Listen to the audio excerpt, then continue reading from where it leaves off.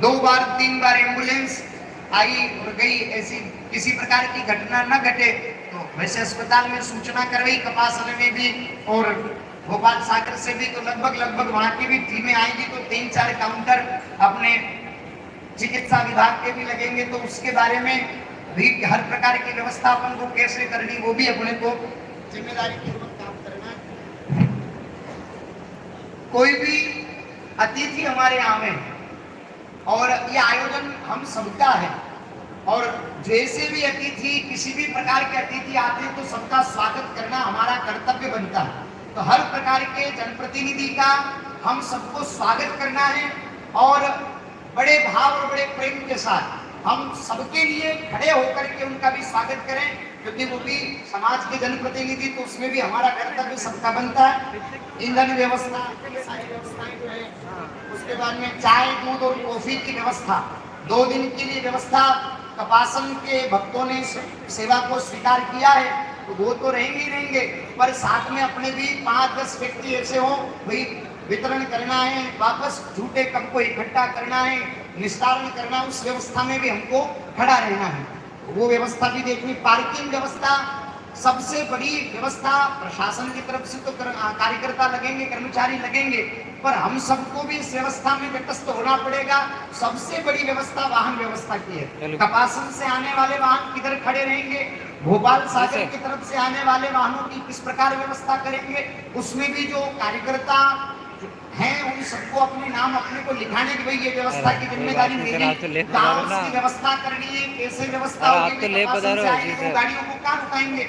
मान लो अनजान व्यक्ति को खड़ा कर दिया तो उनको क्या पता कि कहाँ गाड़ी खड़ी करनी, तो अपने को पता हो कि भाई ये स्थान ये चयन किया है और वो व्यवस्था अपने को देखनी। उसके बाद पूछताछ व्यवस्था, पूछताछ कार्यालय लगेगा जहाँ पर सारी व्यवस्थाओं की सूचना एक काउंटर पे रहेगी। किसी भी प्रकार से किसी भी व्यक्ति को किसी भी प्रकार की जानकारी की अगर आवश्यकता पड़े तो वो पूछताछ काउंटर अपना लगेगा, तो वहां बैठे रहने वाले व्यक्ति को सब प्रकार की जानकारी होनी चाहिए। भाई भोजन प्रसाद की व्यवस्था किधर है, मंदिर की व्यवस्था कैसे जाने की है, महाराज जी की चरण पादुका के दर्शन की व्यवस्था कैसे है, संतों के दर्शन की व्यवस्था कैसे है, भाई कोई गुम गया तो उसकी क्या व्यवस्था है, बीमार पड़ गया तो उसकी क्या व्यवस्था है, रसीद कटानी तो कटे जावा, ये सारी व्यवस्था पूछताछ कार्यालय पर बैठने वाले कार्यकर्ताओं की जिम्मेवारी बनती। तो उसमें भी आप सबको ऐसे अमुक लोगों को नाम उसमें भी लिखाना है।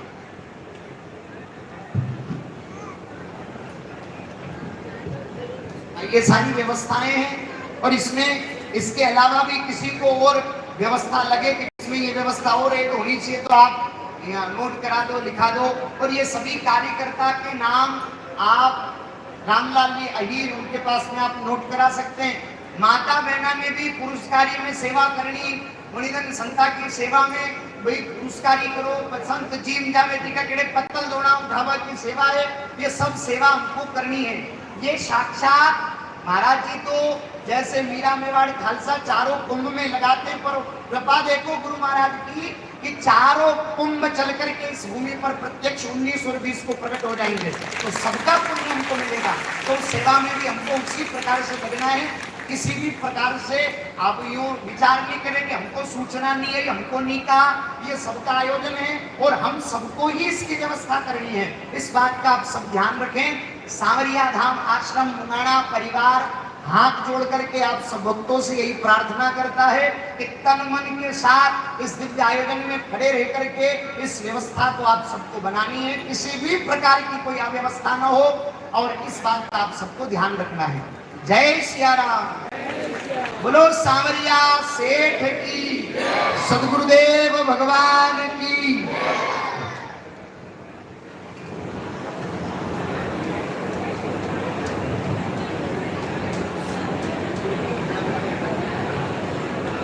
बोले सांवरिया सेठ की।